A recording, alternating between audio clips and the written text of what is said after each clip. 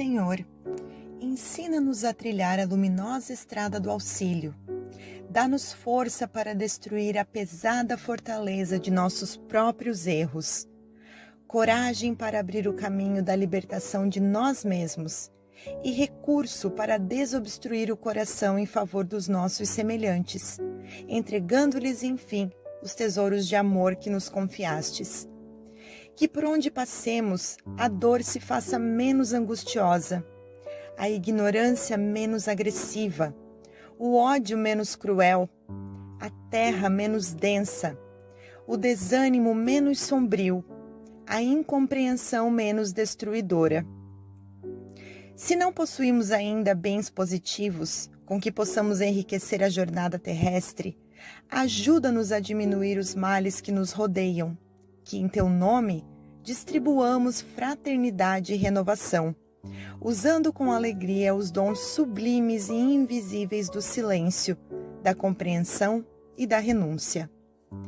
Senhor, que nos ensinastes em palavras as supremas lições da simplicidade na manjedoura e do sacrifício na cruz, indicando-nos assim o roteiro da construção espiritual e da ressurreição divina. Orienta-nos o passo incerto e ampara-nos os propósitos santificantes, para que a sua vontade misericordiosa e justa se faça hoje e sempre, onde estivermos. Assim seja. Prece do servidor pelo Espírito de Emmanuel.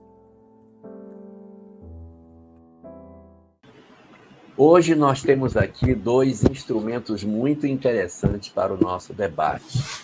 Nós temos da parte do Álvaro um material que seria uma espécie de tomada daquilo que a gente teve a oportunidade, em síntese, de ver durante todo o período em que estudamos as parashot do livro de Números, Vaikra. Então agora a gente teria a oportunidade de fazer como se fosse um desfile dos temas que a gente viu e podermos, a partir daí, fazermos um selo fechando o estudo dessa obra, para que na nossa próxima quinzena a gente comece a estudar o livro de Devarim. E aí eu queria começar por você, Álvaro. Podemos começar? Vamos lá.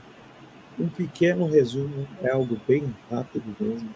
Primeiro, o nosso livro de Números, em hebraico se chama, nós falamos lá no primeiro capítulo, Bamidbar, no deserto.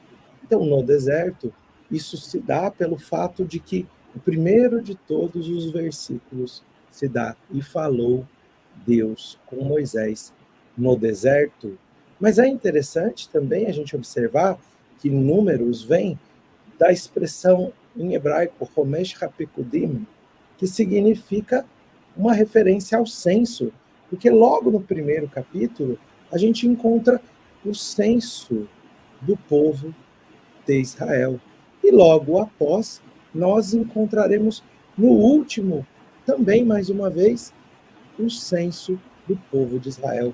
No primeiro momento, nós encontramos a contagem de 603.550, eu vou usar o termo bíblico, que geralmente teológico, que é utilizado, varões, homens, que estavam em meio ao povo de Israel.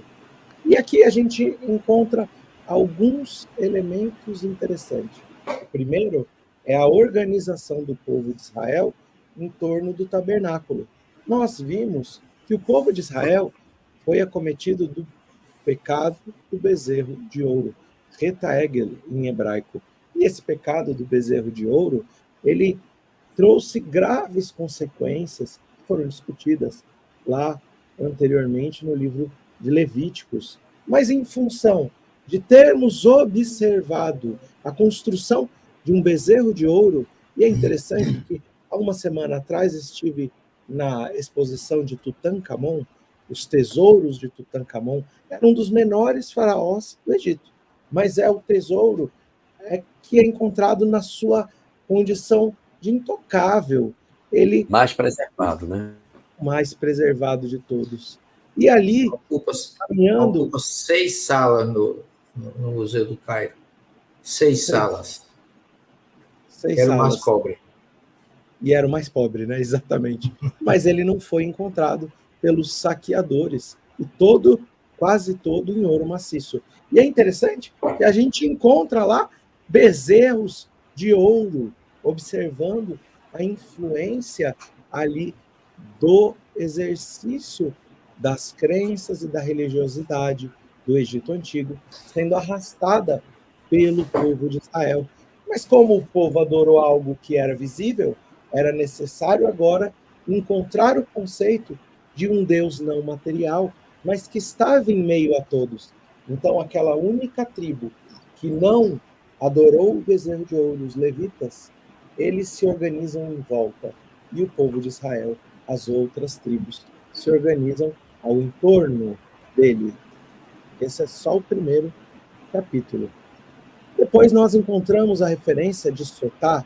A gente falou muito rapidamente de Sotá, pela dificuldade de colocar isso à luz da doutrina espírita. Mas seria aquele processo quando existe uma suspeita de adultério. Mas o que vale a pena enfatizar é que o maior de todos os adultérios, aquele que é trazido até mesmo por Jesus, quando nós nos referimos durante o estudo sobre a passagem da mulher adúltera, é o adultério de nós mesmos para com a fidelidade com Deus. Já que hoje somos depositários da primeira revelação, da segunda revelação, da lei divina explicada pelos Espíritos, na nossa condição de compreensão de um horizonte que se abre para a humanidade.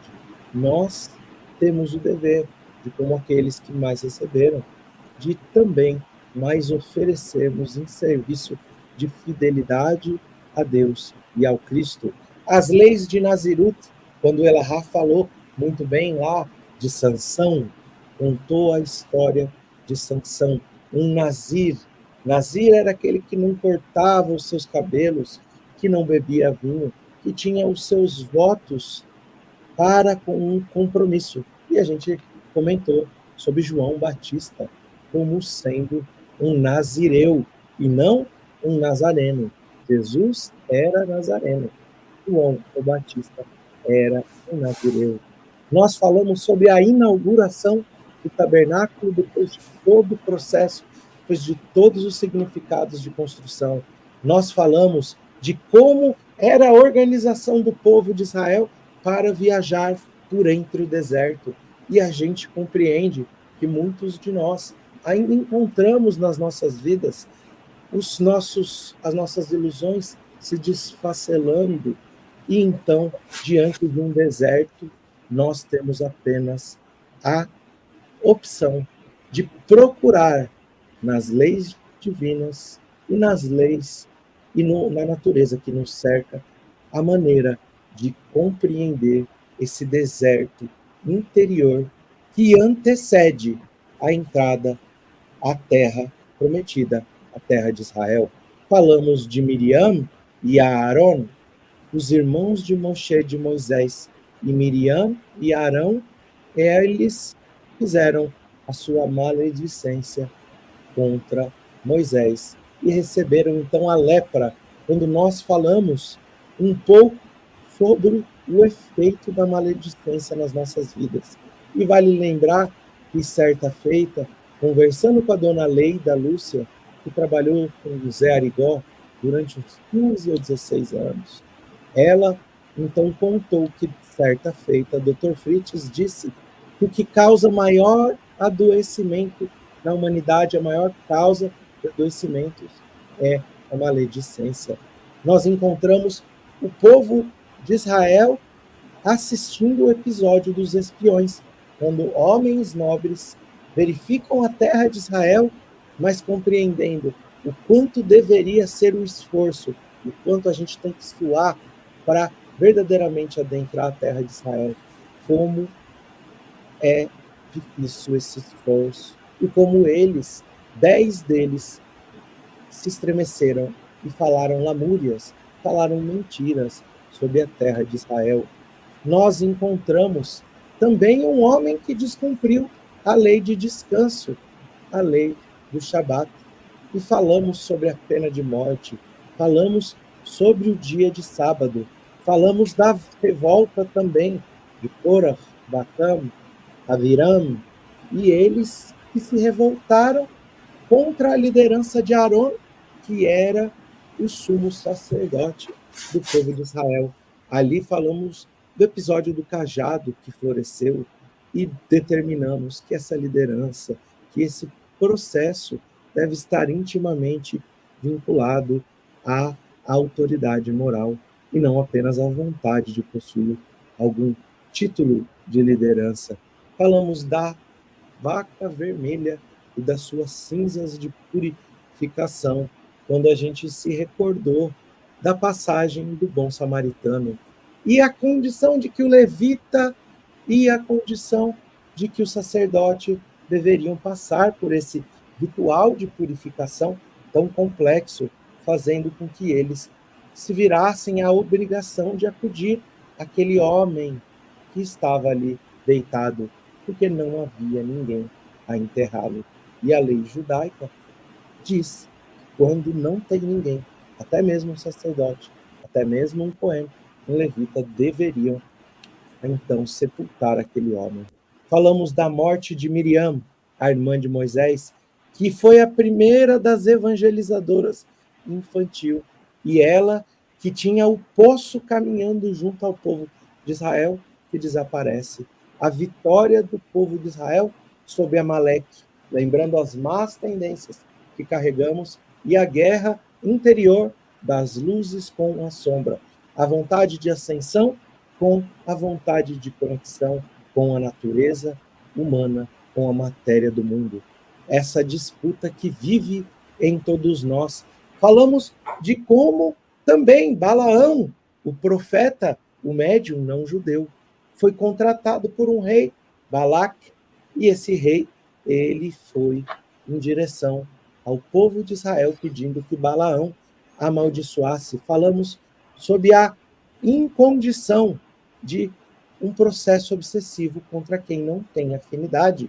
Mas depois falamos que, apesar do povo de Israel estar tão benzinho ali, logo depois disso, o povo de Israel encontra uma grande praga, porque se entrega às imoralidades, que são simbolizadas como imoralidades sexuais, mas a gente entende que é sempre dentro do símbolo da fidelidade conjugal, que é exigida na fidelidade para com Deus. Falamos sobre o censo de 39 anos, onde encontramos 61.730 judeus. Nós falamos também sobre as festas, sobre as leis de sacrifícios, as leis de festas, as leis de herança, as leis que regulavam a herança até mesmo as mulheres que se tornaram órfãos. Nós falamos também sobre aqueles que assassinam em um acidente, da distribuição de toda a terra de Israel e de como, então, deveriam ser conduzidas às cidades refúgio, possibilitando, então, àqueles que se acometeram de um homicídio onde não houve o dolo, a intenção. Eles poderiam se refugiar em uma cidade, em uma região, onde prosseguissem na vida por tempo indeterminado até a morte do Nasci, do líder espiritual, quando então estariam mais uma vez prontos a retornar às suas cidades. Mas, acima de tudo, o que eu gostaria de comentar aqui nesse processo de síntese é que o livro de Números, que carrega essa ideia do censo, e não é porque o Elahá encarnou lá e depois encarna no IBGE, não é por essa razão, mas a gente entende que a razão maior de se contar algo é como de uma criança pequena, que quando coloca o seu cofrinho e deposita pequenas moedas, como é feito o censo, como pudermos falar sobre o censo, ele vai depositando aquela criança suas pequenas moedas. O povo de Israel era contado com pequenas moedas. E logo depois de um tempo, eu lembro quando eu ganhei o meu primeiro cofrinho, em formato não kasher de um porquinho, eu logo queria quebrar ele para saber o quanto tinha lá dentro. E naquela época a gente tinha que quebrar de verdade. E quando a gente conta cada uma daquelas moedas, a pequena moeda de 10 centavos, de 1 centavo, que hoje em dia nem existe mais, de 5 centavos, a gente conta com toda a felicidade do mundo. E assim, bem como um pastor que sai com as suas 90 ou as suas 100 ovelhas e uma delas se perde no deserto. E aqui a gente percebe que não importa qual é a condição da qual o povo de Israel, que representa a humanidade, se perde. Nós poderíamos ter feito esse caminho muito menos de 40 anos. A gente foi se enrolando no processo da nossa jornada pelo deserto interior. Ao invés de resgatarmos rapidamente, livre-arbitramos equivocadamente, tomamos caminhos equivocados. Mas por todas as vezes, Deus pede a Moisés, conte as minhas ovelhas. Seja o pastor que conduz as minhas ovelhas à terra prometida. Não importa se foram lamúrias, não importa se o zelo foi demasiado, não importa se nos entregamos à infidelidade. O amor de Deus é incondicional e está acompanhando a cada um dos filhos de Israel pelo livro de Números, que traz aqui a essência de que nenhuma ovelha permanecerá perdida e que o valor de renovação, o valor de redenção, ele se dá a todos os seres que caminham sobre a terra. Mais uma vez, Deus diz ao meu coração, ao seu coração, ao nosso coração: não importa por onde você caminhou, não importa se você foi escravo ou se você ainda é escravo de suas paixões, de suas imperfeições, não importa quais são as algemas fluídicas que nos prenderam no passado, existe o amor de Deus, pronto a nos renovar, quando nós assim nos conduzimos à libertação do nosso Egito, quando nós recebemos em nossa consciência os mandamentos no Monte Sinai, quando nós construímos um recanto de adoração em nosso espírito ao Senhor, mas quando nós ainda tentamos caminhar em direção à terra prometida, e a gente vai tropicando, e vai caindo, e vai se embananando, e não importa qual é o seu equívoco. Deus conta o seu espírito, como contou por diversas vezes no livro de Números, porque o seu espírito é único, é infinitamente amado por Deus. E todo o esforço da Torá, do Antigo Testamento, do Evangelho e da doutrina espírita é trazer as ovelhas perdidas, como somos ainda alguns, muitos ou a maior parte de nós. O que fica registrado é o amor de Deus pelo povo de Israel, que representa a humanidade, o amor infinito de Deus, que respeita o tempo de cada um e conduz inequivocadamente, por mais que a gente demore um pouco mais, por conta de nossas imperfeições e paixões, conduz inequivocadamente a terra que emana leite e mel, a pureza de coração e do espírito. Então esse é o meu resumo, Elahá. E eu gostaria que você, Jorge Elahá, o Vitor Hugo, falassem um pouquinho sobre o resumo. Eu queria convidar o Vitor numa reflexão, Vitor. Sim.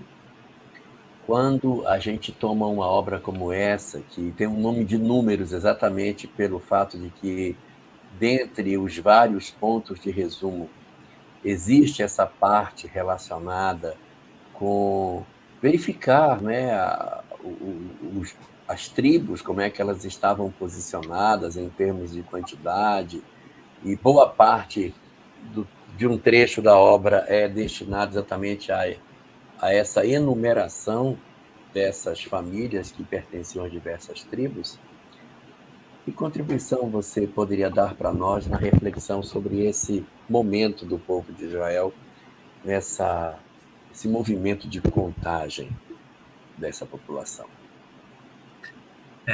Lá na obra Antologia Mediúnica de Natal, na lição de número 19, titulada Natal Simbólico, Humberto de Campos vai trazer uma historinha que vai ilustrar as lições espirituais por detrás do nascimento do Cristo. E aí, né, o mensageiro que se faz presente na Assembleia, ele diz que o Cristo deveria nascer no coração humano. Pois bem, ele vai seguir, né, fazendo um paralelo do que aconteceu no período histórico e aquilo que espiritualmente acontece em nós, quando Cristo começa a nascer. E aí tem um momento que ele diz assim: verificou-se a vinda de Jesus numa época de recenseamento, ou seja, de contagem. Então eu consegui pegar essa referência. E aí o mensageiro ele vai propor uma explicação para esse censo, que eu acho que pode se encaixar também dentro das reflexões que o Álvaro já estava construindo, que você nos provoca aqui. E aí a explicação para o censo é o seguinte: alcançamos a transformação essencial justamente em fase de contas espirituais com a nossa própria consciência, seja pela dor ou pela madureza de raciocínio. É à medida que o espírito ele vai se tornando lúcido o suficiente para avaliar a própria trajetória, o que fez, o que deixou de fazer, aquilo que alcançou, aquilo que está em aberto. A gente precisa enxergar que é um dos sentidos que a alma desenvolve justamente nesse processo de amadurecimento, porque a verdade como que se aclara a nós e vai nos permitindo melhor compreender aquilo que em nós já é conquista, o que é ainda semente, promessa, e aquilo que ainda se encontra em germe, latente, que precisa do seu desenvolvimento. Então, eu creio que, né, talvez existam ciclos específicos da nossa trajetória que a gente seja convidado a esse momento de introspecção, porque para contar a gente precisa voltar para dentro, a gente precisa se filiar um pouco mais à nossa intimidade, nessa interioridade, para verificar o que existe e aquilo que não existe nesse processo íntimo e pessoal.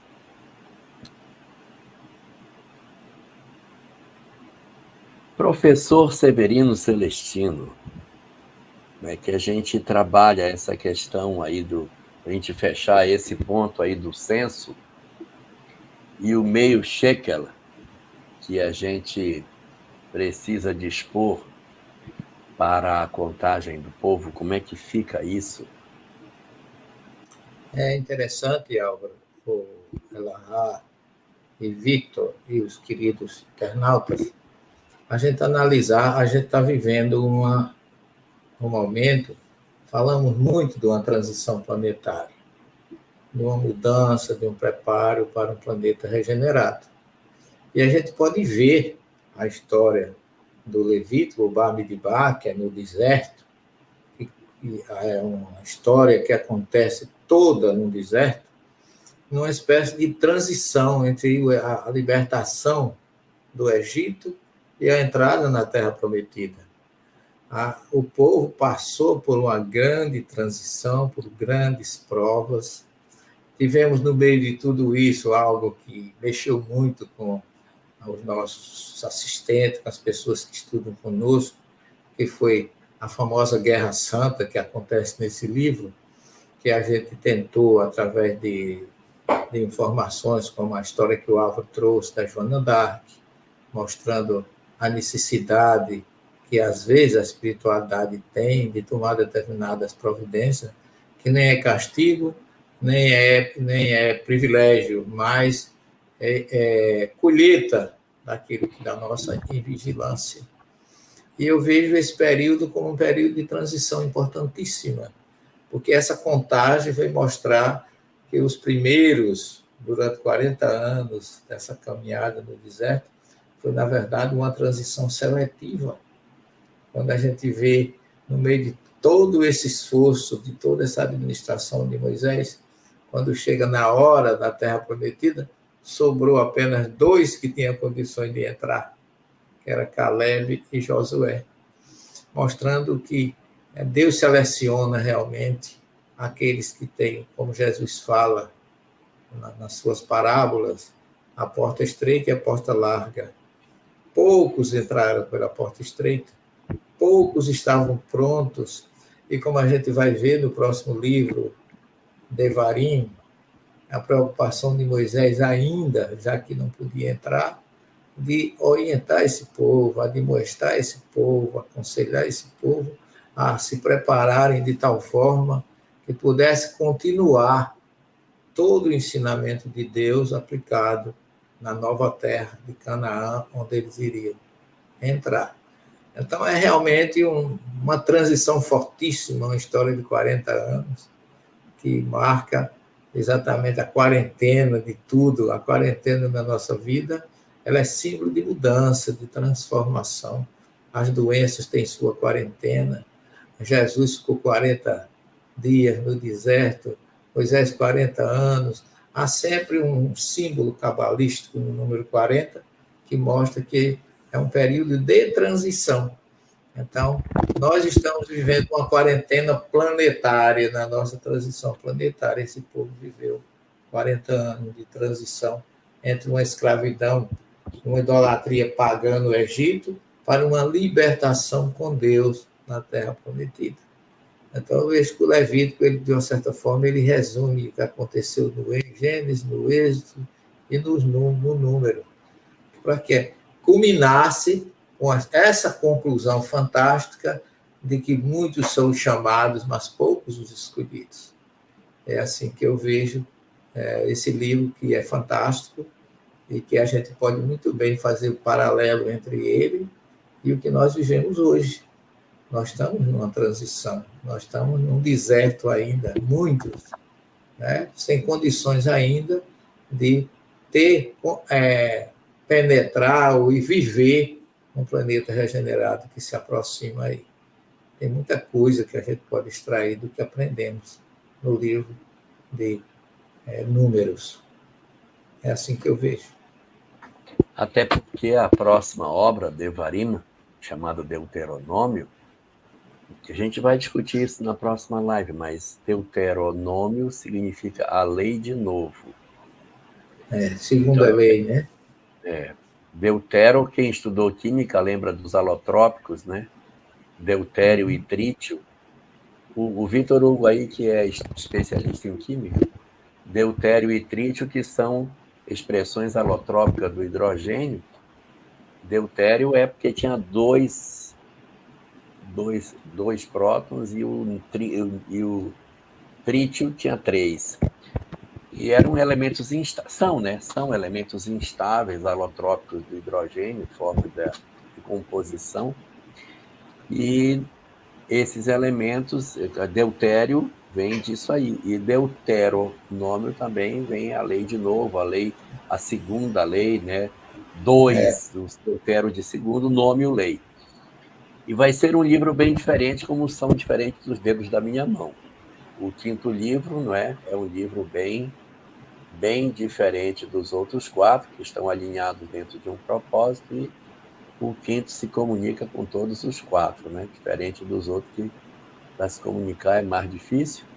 O quinto livro possui um diálogo, né? Fala do Êxodo, fala de Levítico, fala de várias partes dos outros livros, trazendo um momento novo. Então, o livro de Números, ele se reveste da característica de ser o fechamento da história enquanto história, né? Agora, no Deuteronômio, a gente vai ter uma retomada dos conteúdos e vai ter também a primeira vez dentro da Torá que a expressão amar a Deus vai aparecer. Ela não apareceu até agora. Ela só aparece em Deuteronômio. Nos anteriores, tem que só adorar a Deus, tem que cumprir os mandamentos, mas o amor, ele só surge agora na última das obras. E isso é muito interessante no entendimento desse processo de amadurecimento, né, da própria Torá. Outro dia, ouvindo uma palestra da Irvênia Prada, ela estava fazendo um comentário bem interessante. Que com Moisés, as lições são mandamentos. Com Jesus, as lições são ensinamentos. Ensinamento é diferente de mandamento, né? Porque mandamento é mandamento. E ensinamento é ensinamento. E aí a gente, à medida que vai amadurecendo, vai prescindindo de uma relação assim tão austera no vínculo com o Senhor. E Deuteronômio, ele tem até uma história diferente, não tem? Do surgimento dessa obra, professor? Não tem uma história da origem do Deuteronômio diferente das outras 4? É um livro que até hoje ainda se discute muito teologicamente, estudiosos de todos os livros. Alguns querem até não atribuir a Moisés. Mas o próprio livro, né, o primeiro versículo já diz, Eleha Devarim, essas são as palavras que Moisés proferiu ao povo.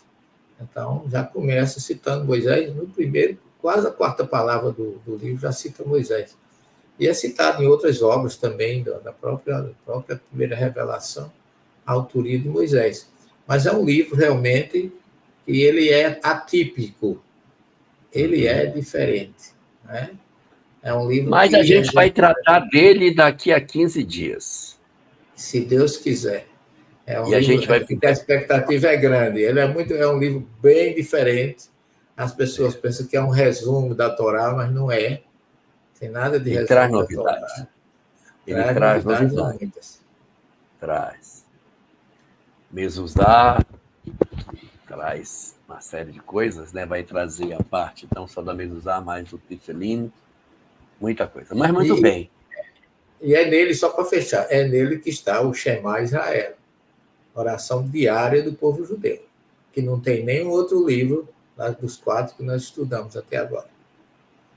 Matutina e noturna, né, professor? Isso. Olha, vocês são só spoiler do Devarim, né? Vocês não conseguem esperar. É uma coisa terrível a ansiedade da criatura humana. Mas, assim, o que eu queria puxar é que o livro de Números, ele encerra uma fase da construção do pensamento da Torá. Porque o livro de Devarim, ele vai retomar a história, vai trazer, mas ele é como se fosse o cipó que trança as peças. Então, ao mesmo tempo que ele amarra, ele também traz novidades, porque ele não é só juntar, ele também é matéria. A fibra que amarra as peças para fazer o tecido, ela também tem substância. Então, ele também vai trazer substância e vai amarrar as outras para que dê um sentido de unidade nesse conteúdo, repassando e, ao mesmo tempo, acrescentando alguns pontos. E aí, nesse livro de Números, a gente está encerrando essa apresentação dos conteúdos. A gente está encerrando assim a parte mais histórica, né? Embora lá no livro de Deuteronômio tenha a parte final, com a morte de Moisés, que não tem jeito, não é? Ela ainda não está contada, ela vai ser contada na última hora, é lógico. Muito bem, então a gente tem aí, Álvaro, um conteúdo muito robusto, não é? Que a gente teve a oportunidade de ver durante esses nossos vários meses de análise. Eu acho que foi a obra que a gente andou mais detalhadamente estudando. Foi a que a gente teve maior detalhe na apreciação dos conteúdos em relação às anteriores, né?